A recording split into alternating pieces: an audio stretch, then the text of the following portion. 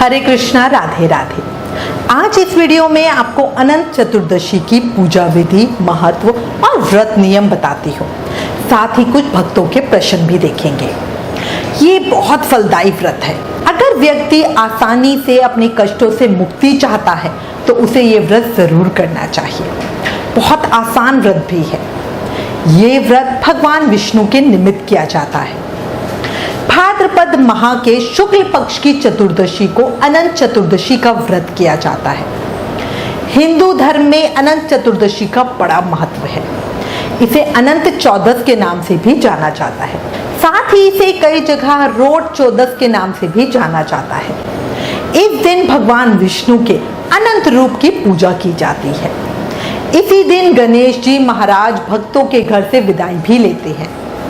इस दिन व्रत रखने और अनंत सूत्र को बांधने से जीवन की सभी समस्याओं से मुक्ति होती है। इस दिन कई जगहों पर धार्मिक झांकियां निकाली जाती है। अनंत चतुर्दशी पर भगवान विष्णु, यमुना नदी और शेषनाग जी की पूजा की जाती है। महाभारत काल में जब पांडव अज्ञातवास में थे, तब जीवन के कष्टों से मुक्ति के लिए पांडवों ने भी अनंत चतुर्दशी का व्रत किया था। इसी के साथ राजा हरिश्चंद्र ने भी इस व्रत को पूरा करके अपने दुखों से मुक्ति पाई थी। इस व्रत की कथा की भी बहुत महिमा बताई गई है। मान्यता है कि ये कथा दुखों का अंत करके व्यक्ति को आगे बढ़ाने वाली है। इसलिए अगर कोई है जो व्रत नहीं कर सकता तो वो कम से कम पूजा जरूर करे, व्रत कथा जरूर सुने। अग्नि पुराण में इसका वर्णन मिलता है। व्रत करने वाले को आटे से मीठी पराठे या पूरी बनानी होती है। इसे ही रोट कहा जाता है, जिनमें से आधे तो वे ब्राह्मण को दे देते हैं और बाकी स्वयं प्रयोग में लाते हैं। शास्त्रों के अनुसार अनंत चतुर्दशी का व्रत मनुष्य को जीवन के सभी कष्टों से बाहर निकालता है। लेकिन अनंत चतुर्दशी व्रत के नियमों का पालन किए बिना इसे पूर्ण नहीं समझा जाता, ना ही इसके शुभ फलों की प्राप्ति होती है। इसलिए अब सबसे पहले आपको इसकी पूजा विधि बताती हूँ। अग्नि पुराण में अनंत चतुर्दशी के महत्तम का वर्णन मिलता है।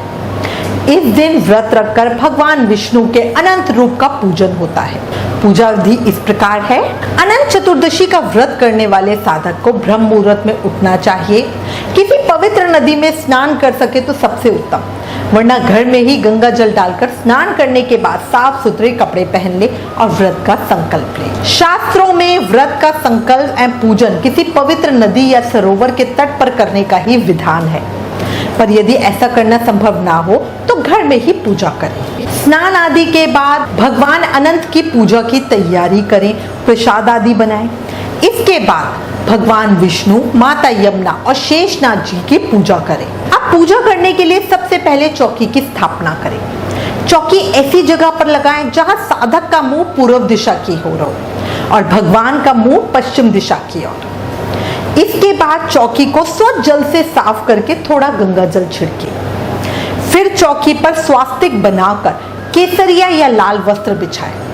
उस पर चावल से अष्टदल कमल बनाकर कलश स्थापना करें।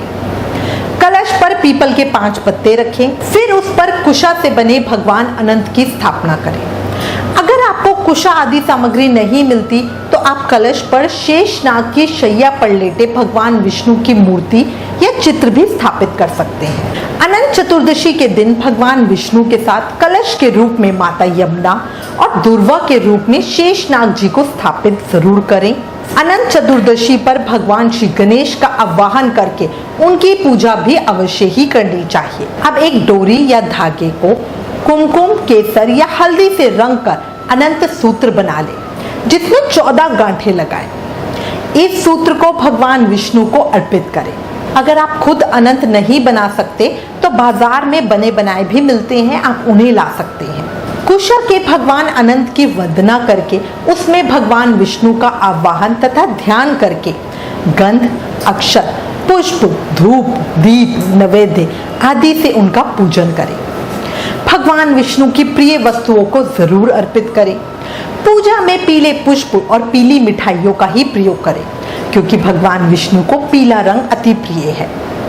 इसके बाद ओम अनंताय नमः मंत्र से भगवान विष्णु तथा अनंत सूत्र की षोडशोपचार विधि से पूजा करें। फिर भगवान विष्णु से इस प्रकार प्रार्थना करें, हे वासुदेव, इस अनंत संसार रूपी महासागर में डूबे हुए लोगों की रक्षा करो तथा उन्हें अनंत के रूप का ध्यान करने में संकलन करो।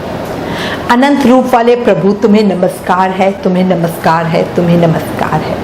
पूजा के बाद अनंत देव का ध्यान करके शुद्ध अनंत सूत्र को पुरुष अपने दाहिने भुजा तथा स्त्रियां बाएं हाथ में बांध ले। यह डोरा भगवान विष्णु को प्रसन्न करने वाला तथा अनंत फल देने वाला माना गया है। यह व्रत धन पुत्र आदि की कामना से किया जाता है। इस दिन नए डोरे के अनंत को पहनना चाहिए और अगर आपका पिछला अनंत अभी तक आपने पहन रखा है तो उससे उतारना चाहिए। पूजा का समापन ब्राह्मण को दान दक्षिणा भोजन आदि देकर करें।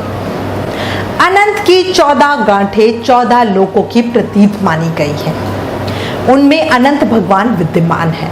अनंत चतुर्दशी के दिन अनंत चतुर्दशी की कथा को सुनने या पढ़ने का विशेष महत्व है, उसका बहुत फल है। मान्यता है कि इस दिन व्रत रखने के साथ साथ यदि कोई व्यक्ति श्री विष्णु सहस्त्रनाम स्तोत्र का पाठ करता है तो उसकी समस्त मनोकामनाएं जल्दी ही पूर्ण होती है। ये व्रत धन धान्य सुख संपदा और संतान आदि की कामना से किया जाता है। अब ये तो हो गई पूजा विधि। इस व्रत में ध्यान रखने वाली कुछ बातें भी बताती हूँ। इस व्रत में पूजा उदय तिथि में ही की जाती है। पूर्णिमा का संयोग होने से उस तिथि का बल बढ़ जाता है। यदि मध्याह्न तक चतुर्दशी हो तो ज्यादा अच्छा होता है। यदि आपने अनंत चतुर्दशी का व्रत किया है तो आपको इस दिन किसी भी तरह का झूठ बिल्कुल भी नहीं बोलना चाहिए और ना ही किसी की निंदा करनी चाहिए, उसका बहुत दुष्परिणाम होता है। अगर आपने अनंत चतुर्दशी के दिन व्रत किया है तो आपको अनंत धागे को साल भर अवश्य ही बांधना चाहिए। यदि आप ऐसा नहीं कर सकते तो कम से कम 14 दिन तक तो जरूर ही बांधे, उसके बाद उतार सकते हैं। अनंत चतुर्दशी के दिन आपको निर्धन व्यक्ति और ब्राह्मण को भोजन कराकर अपने सामर्थ्य के अनुसार दान दक्षिणा अवश्य देनी चाहिए। संध्या काल में भगवान विष्णु का पूजन दोबारा जरूर करें। भगवान सत्यनारायण के समान ही अनंत देव भी भगवान विष्णु का ही एक नाम है। यही कारण है कि बहुत से लोग इस दिन सत्यनारायण भगवान का व्रत और कथा का आयोजन भी करते हैं, जिसमें सत्यनारायण की कथा के साथ साथ अनंत देव की कथा भी सुनी जाती है। इस व्रत के विषय में कहा जाता है कि ये व्रत 14 वर्षों तक किया जाता है और अगर कोई व्रती ऐसा करता है तो उसे विष्णु लोक की प्राप्ति होती है। 14 साल के बाद जब व्रत पूर्ण हो जाए तो 14 के दिन ही व्रत का विधिवत उद्यापन भी जरूर किया जाता है। बिना व्रत उद्यापन के व्रत का पूरा फल नहीं मिलता। पति पत्नी यदि दोनों व्रत करते हैं तो इसका विशेष ही फल होता है। अब आपको रोट बनाने की विधि बताती हूँ। देखो, आटे को, गेहूं के आटे को छान लो, उसमें देसी घी मिला लो, सौंफ, इलायची और चीनी मिलाकर टाइट गूंद लो। फिर इस आटे से मोटी मोटी पराठे या पूरी बना लो। इसे रोट कहा जाता है, बहुत स्वाद लगता है, जरूर बनाना। अब आपको अनंत चतुर्दशी व्रत पूजा के क्या लाभ होते हैं वो बताती हूँ। इस व्रत के प्रभाव से साधक की दरिद्रता का नाश होता है, दुर्घटनाओं और स्वास्थ्य की समस्याओं से रक्षा होती है, विशेष मनोकामना पूरी होती है, ग्रहों की बाधा से मुक्ति मिलती है। अनंत सूत्र बांधने से यह रक्षा कवच की तरह काम करता है।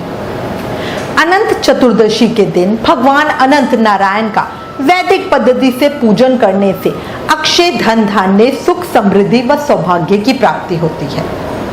अनंत चतुर्दशी की पूजा जीवन में आने वाली परेशानियों को दूर करती है। यह पूजा ग्रहों की अशुभता को भी दूर करती है। जिन लोगों के जन्म कुंडली में काल सर्प दोष है उन्हें इस दिन पूजा करने से विशेष लाभ मिलता है, क्योंकि इस दिन शेषनाग की भी पूजा की जाती है। काल सर्प दोष व्यक्ति का जीवन संकट और संघर्षों से भर देता है। अब कुछ भक्तों के प्रश्न लेते हैं। एक प्रश्न आता है जिसमें साधक कहते हैं कि उन्हें इस व्रत की जानकारी पहले नहीं थी, उन्होंने पहले कभी ये व्रत नहीं किया, तो अब क्या करें। देखो, अगर आपके मन में इस व्रत के प्रति श्रद्धा भाव है तो अब आप संकल्प के साथ इस व्रत को कर सकते हो। 14 वर्षों तक व्रत करने से बहुत उत्तम फल मिलता है। पर अगर कोई व्रत नहीं कर सकता तो पूजा जरूर करे, कथा जरूर सुने और अनंत सूत्र हाथ में जरूर बांधे। एक अगला प्रश्न आया है जिसमें साधक ने पूछा है कि पीरियड्स में कैसे पूजा करें। पीरियड्स में इस व्रत से संबंधित कोई कार्य नहीं होगा, ना पूजा होगी, ना भोग बना सकते हैं, ना अनंत सूत्र धारण कर सकते हैं। आप पूजा किसी और से करवाकर अनंत सूत्र रखवा लो। जब महावारी से ठीक हो जाओ तब इस सूत्र को हाथ में बांध लेना। एक और अगला प्रश्न आया है, क्या रोड बनाना जरूरी है? नहीं, बिल्कुल जरूरी नहीं है। कई जगह बनाया जाता है और कई जगह बिना रोड के ही पूजा होती है। एक प्रश्न आया है कि व्रत में क्या खाएं? देखो, इस व्रत में एक समय बिना नमक का भोजन खाया जाता है। कई लोग कहते हैं कि फलाहार लिया जाता है, लेकिन ये साधक पर है। पर जैसा कि ये विष्णु भगवान का व्रत है और वीरवार व्रत में भी बिना नमक का खाना खाना ही उत्तम होता है, इसलिए शाम को बिना नमक के मीठी चीज का सेवन करें। इसे अलोना भोजन के नाम से जाना जाता है। अगला प्रश्न आया है, सेवित लड्डू गोपाल को क्या भोग लगाएं? देखो, जो हमारे सेवित श्री विग्रह हैं, हमारे लड्डू गोपाल जी हैं या युगल सरकार है, उनकी वैसे ही पूजा अर्चना होगी जैसे रोज करते हैं। ये उत्सव नहीं है, ये विशेष पूजा है। उन्हें भोग नमक वाले खाने का ही लगेगा। बिना नमक का खाना सिर्फ वो साधक खाएंगे जो व्रत करेंगे, वो भी शाम को एक समय। मैं उम्मीद करती हूँ इस वीडियो में दी गई जानकारी आपके लिए उपयोगी होगी। इससे रिलेटेड अगर आपके पास कोई भी कमेंट्स या सजेशन है तो प्लीज हमें लिखें। ज्ञान बांटने से बढ़ता है, इसलिए इस वीडियो को ज्यादा से ज्यादा शेयर करें। Please like, share and subscribe. Thank you. Hare Krishna.